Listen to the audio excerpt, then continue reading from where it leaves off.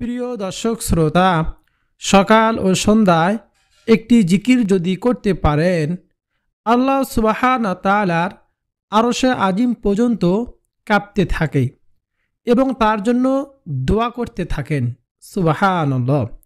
যতক্ষণ না পর্যন্ত তার দোয়াকে কবুল করা হয়, যতক্ষণ পর্যন্ত কাঁপতে থাকেন আর দোয়া করতেই থাকেন।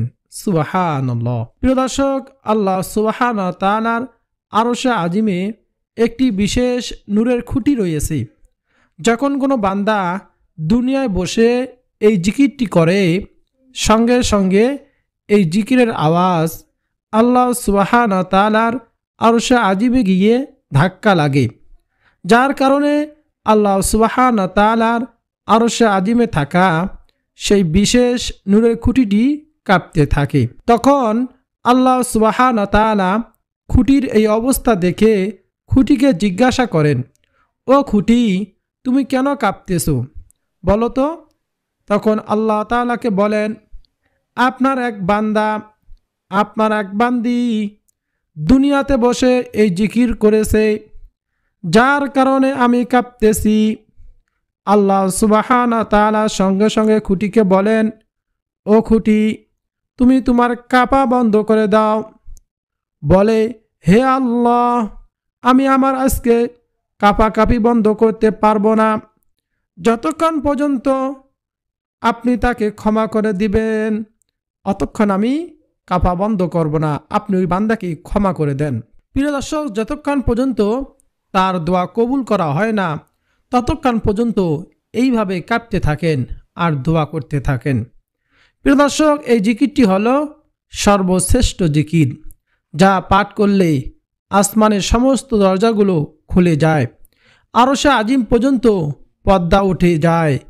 আল্লাহ নবী হযরত মূসা আলাইহিস সালাতু ওয়াস সালাম আল্লাহ তাআলাকে বলেন, হে আল্লাহ, আপনি আমাকে এমন একটি জিকির শিখিয়ে দিন, এমন একটি দোয়া শিখিয়ে দিন, যে দোয়ার মাধ্যমে আমি আপনার জিকির করব, আমি আপনাকে স্মরণ করব।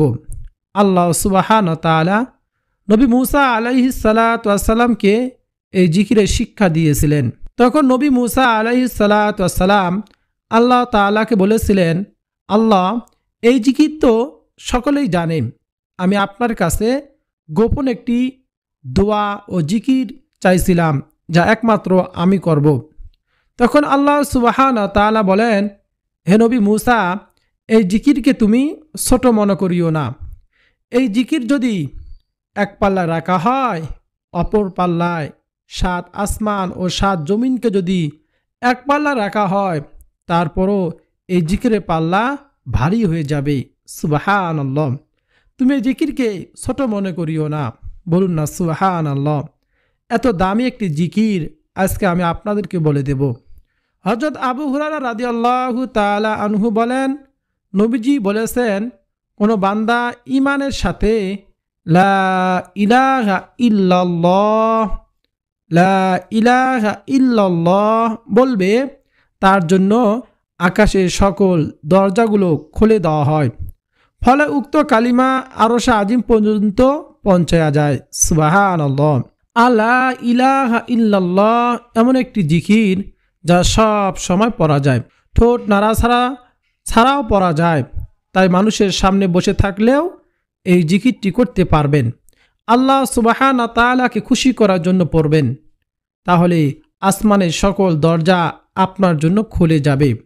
হযরত আনাস রাদিয়াল্লাহু তাআলা আনহু বলেন, নবীজি সাল্লাল্লাহু আলাইহি ওয়াসাল্লাম বলেছেন, কিয়ামতের দিন আল্লাহ সুবহানাহু ওয়া তাআলা বলবেন, হে মুহাম্মদ সাল্লাল্লাহু আলাইহি ওয়াসাল্লাম, সৃষ্টির মধ্য হতে আপনার উম্মতের মধ্যকার এমন ব্যক্তিকে জান্নাতে প্রবেশ করান, যে ব্যক্তি একদিন হলেও ইখলাসের সঙ্গে এই সাক্ষ্য দিয়েছে যে আল্লাহ ছাড়া কোনো ইলাহ নাই এবং এর উপর মৃত্যুবরণ করেছে।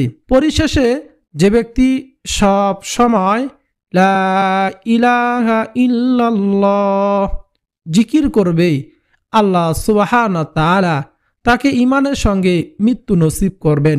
সুবহানাল্লাহ। হযরত মুআজ রাদিয়াল্লাহু তাআলা আনহু বলেন, আল্লাহ রসুল সাল্লাল্লাহু আলাইহি সাল্লাম বলেছেন, যে ব্যক্তি খালেস অন্তরে একনিষ্ঠতার সঙ্গে লা ইলাহা ইল্লাল্লাহ বলবে, সে জান্নাতে প্রবেশ করবে। সুবহানাল্লাহ। প্রিয় দর্শক, এই লা ইলাহা ইল্লাল্লাহ এই জিকির করলে আল্লাহ সুবহানাহু ওয়া তাআলা আরশে আজিমে নূরের খুঁটিটি নড়তে থাকে আর আল্লাহ তাআলার কাছে দোয়া করতে থাকে। আল্লাহ সুবহানাহু ওয়া তাআলা ওই খুঁটিকে জিজ্ঞাসা করলে ওই খুঁটি বলে, হে আল্লাহ, যতক্ষণ পর্যন্ত ওই ব্যক্তিকে আপনি মাফ করবেন না, তার দোয়া কবুল করবেন না, ততক্ষণ পর্যন্ত আমি নড়াবদ্ধ করব না, আমি কাঁপাবদ্ধ করব না। বলুন না সুবহানাল্লাহ। এই জিকির পাঠ করার পরে আল্লাহ তাআলার কাছে কোনো কিছু চাওয়া হলে আল্লাহ সুবহানাহু তাআলা অবশ্যই তার চাওয়াকে পূর্ণ করে দেন। কোনো দোয়া করা হলে অবশ্যই তার দোয়াকে কবুল করেন। প্রিয় দর্শক, অনেকে আছেন অভাবগ্রস্ত, অনেকে আছেন ঋণগ্রস্ত, অনেকভাবেই ঋণ পরিশোধ করতে পারতেছেন না। এই জিকিরের আমলটি করে আল্লাহ সুবহানাহু তাআলার কাছে দোয়া করুন। আপনার ঋণের পরিমাণ যদি পাহাড় সমান হয়ে থাকে, আল্লাহ সুবহানাহু তাআলা আপনার সমস্ত ঋণকে কুদরতিভাবে পরিশোধ করে দিবেন ইনশাআল্লাহ। সকল অভাব অনটন দুঃখ কষ্ট পেরেশানি দুশ্চিন্তা দূর করে দিবেন। চতুর্দিক থেকে রিজিকের ব্যবস্থা করে দিবেন। যেদিকেই যাবেন সফলতা অর্জন হবে ইনশাআল্লাহ। এছাড়াও এই জিকিরের আমল করে আল্লাহ তাআলার কাছে দোয়া করুন।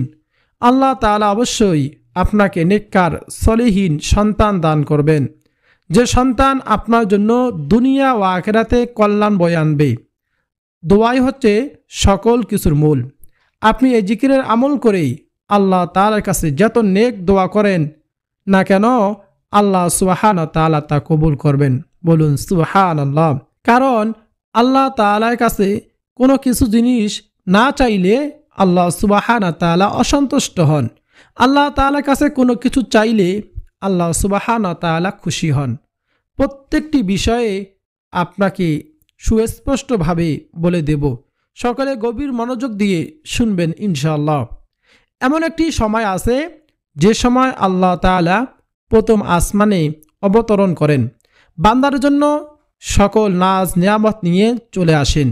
আল্লাহ তাআলা বান্দাকে এভাবে ডাকতে থাকেন আর বলতে থাকেন, হে আমার বান্দা, কে আসো ক্ষমা প্রার্থী, আমার কাছে ক্ষমা চাইবে, আমি তোমাদের জীবনের যৌবনের সমস্ত গুনাহ ক্ষমা করে দিব। কে আসো অভাবগ্রস্ত, আমার কাছে রিজিক চাইবে, আমি তোমাকে রিজিক দান করব। কে আসো ঋণগ্রস্ত, আমার কাছে সাহায্য চাইবে, আমি তোমার সমস্ত ঋণকে কুদরতিভাবে পরিশোধ করে দেব। কে আসো সন্তান আদি হয় না, আমার কাছে চাও, আমি তোমাকে সন্তান দান করব। আল্লাহ তাআলা প্রত্যেকটি বান্দিকে এইভাবে নাম ধরে ধরে ডাকতে থাকেন আর বলতে থাকেন। আর সেই সময়টি হলো রাতের শেষ তৃতীয় অংশে, যেমন ধরেন রাত 2টা অথবা 3টার দিকে। এই সময় যদি 2 রাকাত তাহাজ্জুদ নামাজ পড়ে জিকিরের আমলটি করতে পারেন, আপনার কপাল খুলে যাবে, ভাগ্য পরিবর্তন হয়ে যাবে, আপনি যা চাইবেন তাই পাবেন। আল্লাহ সুবহানাহু তাআলা আপনার দোয়াকে কখনো খালি হাতে ফিরিয়ে দিবেন না ইনশাআল্লাহ। প্রিয় দর্শক, আপনি যদি তাহাজ্জুদের নামাজ পড়ে এই আমলটি করতে পারেন, তাহলে অবশ্যই ফজরের নামাজ পড়ে মাগরিবের নামাজ পড়ে এই আমলটি করবেন। তাহাজ্জুদের নামাজের পরে কিভাবে করবেন, ফজরের নামাজের পরে কিভাবে করবেন এবং মাগরিবের নামাজের পরে কিভাবে করবেন, প্রত্যেকটি বিষয় আপনাদেরকে বলে দেব। আপনি যদি তাহাজ্জুদের নামাজের পরে এই আমলটি করতে পারেন, সবচাইতে বেশি উত্তম হবে, ভালো হবে। এই জন্য যথেষ্ট চেষ্টা করবেন তাহাজ্জুদের নামাজের পরে আমলটি করার জন্য। আপনি যদি তাহাজ্জুদের নামাজের পরে আমলটি করেন, তাহলে নিয়মটি ভালো করে শুনুন। প্রথমে আপনি ঘুম থেকে উঠে যাবেন 2টা অথবা 3টার দিকে, কারণ এই সময়ে আল্লাহ সুবহানাহু তাআলা প্রথম আসমানে বান্দাদের জন্য সকল প্রকার নাজ নিয়ামত নিয়ে অবতরণ করেন আর ডাকতে থাকেন। এজন্য চেষ্টা করবেন 2টা বা 3টার সময় ঘুম থেকে ওঠার জন্য। প্রথমে মেসওয়াক করে নেবেন, যদি মেসওয়াক না থাকে তাহলে অবশ্যই ব্রাশ করে নেবেন, তবে মেসওয়াক করা উত্তম রূপে উজু করবেন। তারপর উজুর পূর্বে ছোট একটি বিষয় অবশ্যই লক্ষ্য করবেন, সেটা হলো উজু নিয়ত করা। পূর্বে নিয়ত না করিলে উজু সহি হয় না, উজু পরিপূর্ণ হয় না। এজন্য অবশ্যই উজুর পূর্বে নিয়ত করবেন। আপনি যদি উজুর নিয়ত না পারেন তাহলে আপনি মনে মনে নিয়ত করে নেবেন যে আমি আল্লাহ তাআলার সন্তুষ্টির জন্য উজু করতেছি, তাহলে আপনার নিয়তটি হয়ে যাবে। অতঃপর বিসমিল্লাহির রহমানির রহিম পাঠ করে উজু শুরু করবেন। তারপরে উত্তম রূপে উজু করবেন। তারপরে উজু শেষ করে ডান হাতের শাহাদাত আঙ্গুলিটি আসমানের দিকে দিয়ে একবার কালিমাতুশ শাহাদা পাঠ করবেন। আশহাদু আল্লা ইলাহা ইল্লাল্লাহু ওয়াহদাহু লা শারীকা লাহু ওয়া আশহাদু আন্না মুহাম্মাদান আবদুহু ওয়া রাসূলুহু। এভাবে উজুর পরে কালিমা শাহাদাত পাঠ করে আল্লাহ তাআলার তার জন্য জান্নাতের 8টি দরজা খুলে দিবেন। সুবহানাল্লাহ। আমরা যদি উজু করার পর এইভাবে কালিমাতুশ শাহাদা পাঠ করতে পারি, আল্লাহ সুবহানাহু ওয়া তাআলা আমাদের জন্য জান্নাতের 8টি দরজা খুলে দিবেন। আমাদের যেটা মন চায় সেই দরজা দিয়ে জান্নাতে প্রবেশ করতে পারবো। সুবহানাল্লাহ। আপনি জান্নাতের যে দরজা দিয়ে ইচ্ছা সেই দরজা দিয়ে প্রবেশ করতে পারবেন। তারপরে উজু শেষ করে কালিমাতুশ শাহাদা পাঠ করে একটি পবিত্র স্থানে গিয়ে জায়নামাজে বা একটি পবিত্র কাপড় বিছিয়ে নেওয়ার চেষ্টা করবেন। তারপরে সেই স্থানে 2 রাকাত তাহাজ্জুদের নামাজ আদায় করবেন। পারলে 4 রাকাত 6 রাকাতও পড়তে পারেন। এখন এই নামাজের নিয়ত কিভাবে করবেন? আপনি নামাজের নিয়ত মনে মনে এভাবে করবেন যে আমি কিবলামুখী হয়ে আল্লাহ তাআলার সন্তুষ্টির জন্য 2 রাকাত তাহাজ্জুদের নামাজ আদায় করিতেছি। আল্লাহু আকবার। তাহাজ্জুদের নামাজ 2 রাকাত করে পড়া উত্তম। 2 রাকাত করে তাহাজ্জুদের নামাজ পড়বেন। আপনি তাহাজ্জুদের নামাজ 8 রাকাত অথবা 12 রাকাত আদায় করার চেষ্টা করবেন। 2 রাকাত করে 4 রাকাত করে পড়লেও সমস্যা নেই। সর্বনিম্ন 2 রাকাত থেকে শুরু করে যত রাকাত ইচ্ছা আপনি পড়তে পারেন, কোনো সমস্যা নেই। তাহাজ্জুদের নামাজ শেষ করে যে স্থানে বসে আমলটি করবেন, আপনি প্রথমে একবার দরুদ শরীফ পাঠ করবেন। যদি দরুদ ইব্রাহিম পড়তে পারেন তাহলে অবশ্যই দরুদ ইব্রাহিম পাঠ করবেন। আর দরুদ ইব্রাহিম হলো আল্লাহুম্মা সাল্লি আলা মুহাম্মাদিন ওয়া আলা আলি মুহাম্মাদ কামা সাল্লাইতা আলা ইব্রাহিম ওয়া আলা আলি ইব্রাহিম ইন্নাকা হামিদুম মাজিদ। আল্লাহুম্মা বারিক আলা মুহাম্মাদ ওয়া আলা আলি মুহাম্মাদ কামা বারাকতা আলা ইব্রাহিম ওয়া আলা আলি ইব্রাহিম ইন্নাকা হামিদুম মাজিদ। পারলে এই দরুদ শরীফটি পাঠ করবেন। আর যদি না পারেন সবথেকে ছোট দরুদ সাল্লাল্লাহু আলাইহি ওয়াসাল্লাম পাঠ করবেন। তারপর আপনি ছোট্ট একটি ইস্তিগফার পাঠ করবেন। তা হলো আস্তাগফিরুল্লাহ আস্তাগফিরুল্লাহ। এইভাবে কয়েকবার পাঠ করবেন। তারপরে এই 2টি দোয়া পাঠ করার পরে আপনি দোয়া ইউনুস কয়েকবার পাঠ করবেন। আর দোয়া ইউনুস হলো আপনার সকল বিপদ আপদ বালা মুসিবত দূর হয়ে যাবে এই দোয়া ইউনুস পাঠ করার কারণে।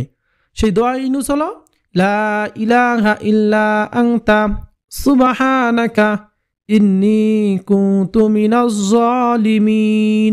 লা ইলাহা ইল্লা আনতা সুবহানাকা ইন্নী কুনতু মিনাজ জালিমিন। তারপরে আরো একটি ছোট দোয়া পাঠ করবেন, সেটা হলো লা হাওলা ওয়ালা কুওয়াতা ইল্লা বিল্লাহ।